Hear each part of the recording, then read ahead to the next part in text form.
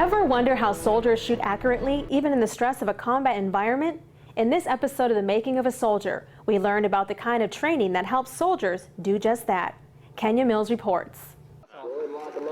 It's another early morning at the range, and this 16-man squad is revving up for today's basic training event. As they warm up, the conversation's about their platoon name. We're the 2nd Platoon Combat Wombats.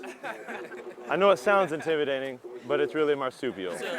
The Wombat, a cute alternative to the typical Army mascot. Death dealers, night stalkers, warriors, no. We're marsupials.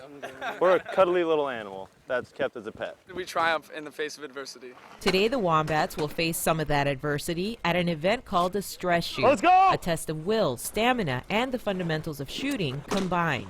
Because we know when we shoot in combat that it's not going to be, just this low-key thing.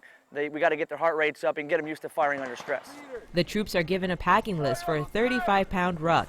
They're wearing a 25-pound bulletproof vest and are carrying a 7.5-pound M4 carbine. That's almost 70 pounds of added weight. It feels pretty light. Depends on how well you pack it. No matter how you pack it, that weight is about to feel a whole lot heavier. The stress shoot starts with a double time, almost a mile to the first stop. The weight of the packs and equipment is making it difficult for some of the smaller team members to keep up. Started off really well, but obviously it got harder as we went. In the whole company, there's overall maybe like 15 of us small ones.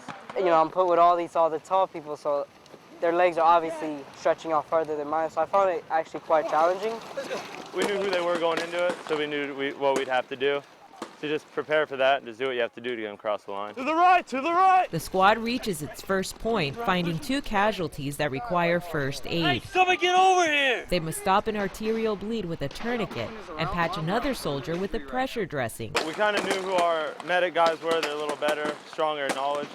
So we had them jump on that and just get them through it and then move on out. Here we go! Now they have to run nearly a mile to the shooting range. Let's go, guys. We know what we have to do to get back. About halfway through, you don't feel anything else. You just keep pushing. Felt better coming back. We knew what the distance was, where our little markers were at, so we just kept pushing. Come on. Sounds odd, but seeing the other ones in pain kind of keeps you going. You need to be that motivation to them. So just push through whatever you feel. We're used to it. Once at the shooting range, they have to engage 25 to 300 meter pop-up targets. They're being tested on their ability to shoot when their bodies are fatigued and breathing is hard to control.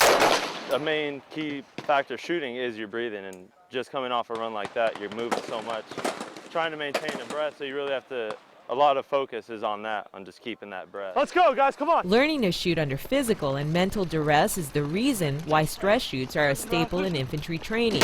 These soldiers will move on to see more of these scenarios with much more complexity in the operational army to prepare them for the rigors of combat. I want to see them be able to work under stressful environments and still execute the things that we've been teaching them without us sitting there standing over them, telling them exactly how to operate. Let's go, push it to the end! And for the Wombats, the lesson of the day is also the importance of good teamwork. Go, boys, come on. Good job, guys. Come on. Good job. You have to work as a team to make it to point 1 to point 2. You have to. Kenya Mills, Fort Benning TV. I'm ready to go to battle with you. Go Wombats.